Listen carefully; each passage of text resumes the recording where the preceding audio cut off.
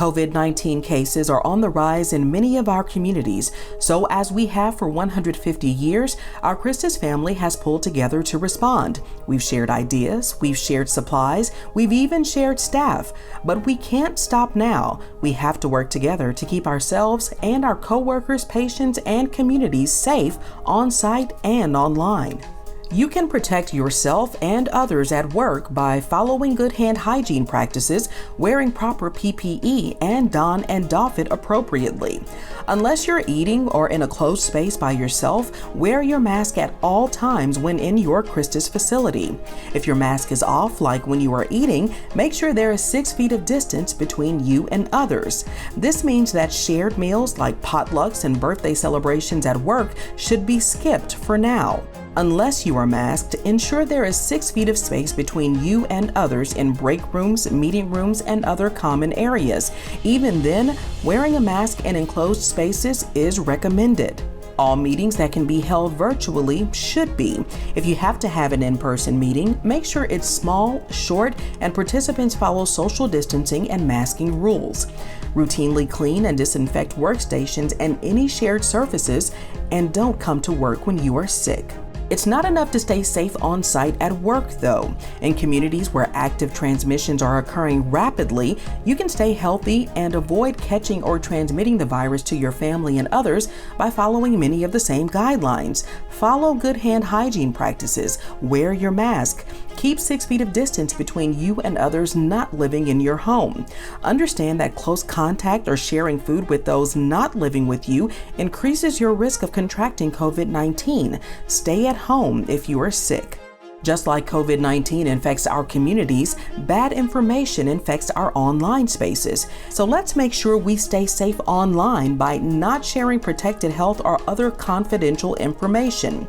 If it's not public, don't post it online. Only sharing information that you can know is true and is public information. Lots of things that are shared in hallway conversations turn out to be rumors or may be confidential, but once you posted it, it's public. Keep your feed clean by sticking to the facts. If you wouldn't post it on a billboard or say it to your boss, think before you post it on your Facebook feed. The things you post about COVID-19 can attract attention from the public or from other media outlets, so avoid becoming an accidental spokesperson.